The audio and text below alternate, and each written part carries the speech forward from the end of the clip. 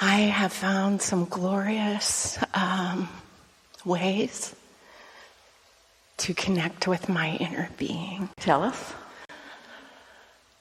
Many of them are legal.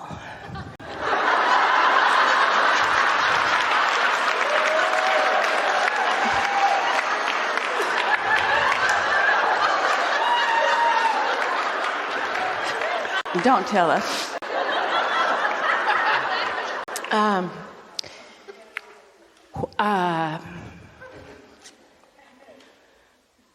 Okay, the one that's not legal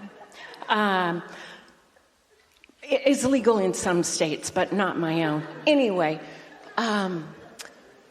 just a little bit, and my vibration raises to a point where I feel like I am just so connected with everything, and it's so beautiful and glorious. And my life's good. I don't feel like I'm trying to escape anything. It just feels so yummy to be so close to Source. And then there's the other side of that stick. Which is? Jail. No.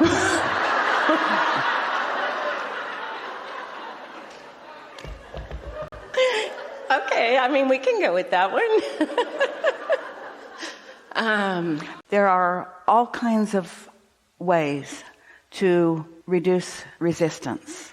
And participating in something that really reduces your focus and reduces your attention to anything. You could say it's a bit like meditation in that it quiets your mind and, in the absence of resistance, allows your vibration to rise. The difference between that and meditation, which is always available to you and costs less and is not illegal, but the biggest advantage of it is that when you release resistance because you've decided that you want to through focus and then find alignment. What we've been talking about all day here today is about focusing, and we're talking about focusing emotion, which is about focusing thought, and what you're talking about is defocusing. And while it might seem like it's accomplishing the same thing initially, it really isn't. So can I ask then about that? So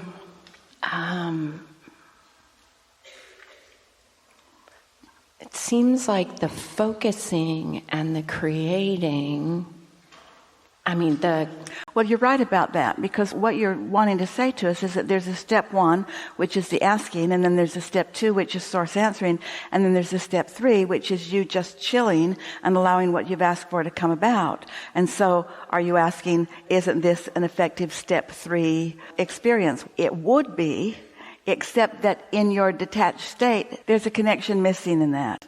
So I think what I was going to say was,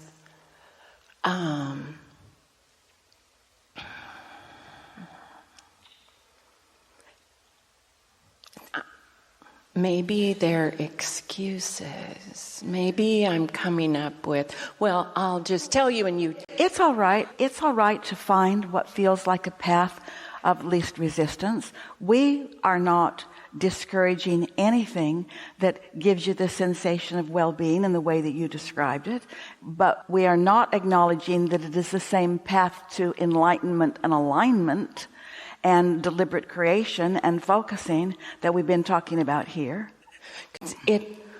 When the heart opens and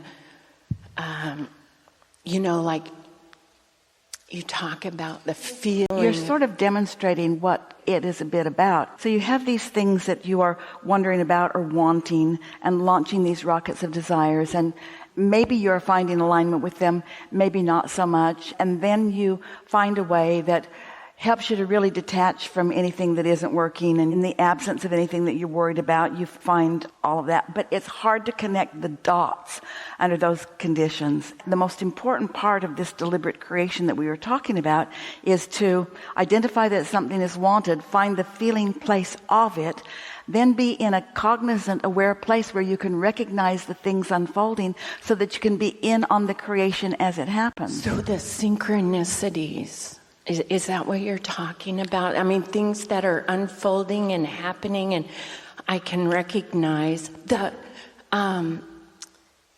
you get kind of like a download from... Jerry described to Esther one time when they first came together, a friend of his, that they were at an outside concert venue, and they were on a lawn. It was in the Bay Area, and his friend had ingested in some way something. And he was not in his normal state of conversation, but he was ecstatic about the way that he was feeling. He was obviously enjoying himself, but he was utterly incoherent in his ability to communicate. And when he returned to his somewhat normalcy, he was an unusual person, so normalcy was always questionable anyway, but when he returned to his somewhat normalcy, he said that he felt like he had explained all of the secrets of the universe. He had such clarity. And Jerry said, "I'm glad you did. It wasn't evident to the rest of us," because he wasn't able to connect the dots in any meaningful way. I think I get that. Yeah. And so, do you have a question for us? You don't need our permission to do anything. And if something feels good to you, we're not saying don't do it. We're just asking you why you're bringing it to us. What do you think that has to do with anything that we're talking about here?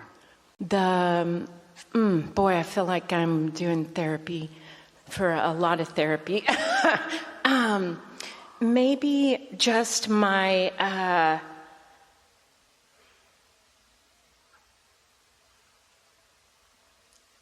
desire to find that connection.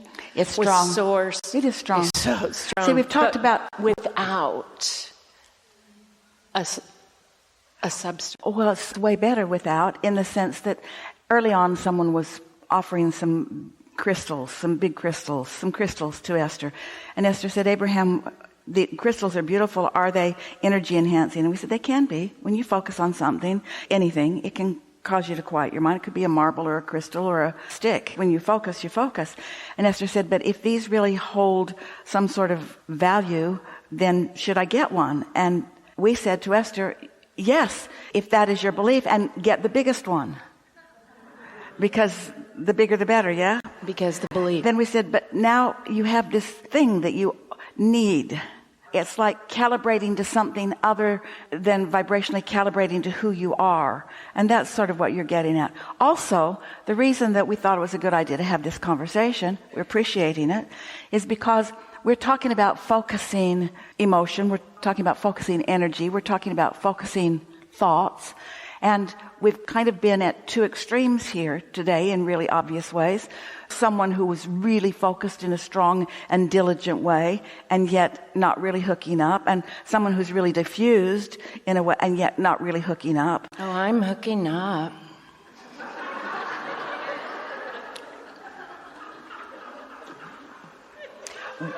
Well, and I don't mean that to be funny. I do feel like I'm hooking up, being tuned in, tapped in, turned on. Sometimes people say to us, "Abraham, I'm looking for a quantum leap. I'm tired." I love the physics. "I'm tired of being in a place of not having what I want, or in a place of having so much of what I don't want. And I've been doing the processes, and I've been reading, and I want something to happen quickly." And we say, quantum leaps are very rare, and what it really is in what we are talking about universally is it would be a sudden or abrupt or quick changing of vibrational frequencies so that your point of attraction changes suddenly. And the thing about that, while it is possible and can be induced in a lot of different ways, they used to do shock treatment to try to accomplish something similar to that. It's not sustainable. In other words, when you emotionally find a feeling and you recognize it and you reach for it and you do it on purpose and you show yourself that you can, And the result of it is a connection with Source that gives you clarity, which then results in manifestations that you can connect the dots on. That is something that is known to you now. It is manageable and sustainable and applicable in all kinds of situations. But when something that you have ingested or imbibed in some way is the reason for the change in, then there's no momentum that ever gathers from that, which means it is required to feel that way to keep participating in the same thing. And that's where the addiction comes in, and that's where that's not sustainable. That's where the cell's adjustment to it comes in. That's why we're never pushing against anything, but we do not recommend it as the means to the alignment that you're seeking. It falls into the category maybe of stepping for a moment into the shade, and we encourage that. You get what we're talking about. I do. Yeah. I do. Really good. Really good. Thank you. Yeah. Yeah.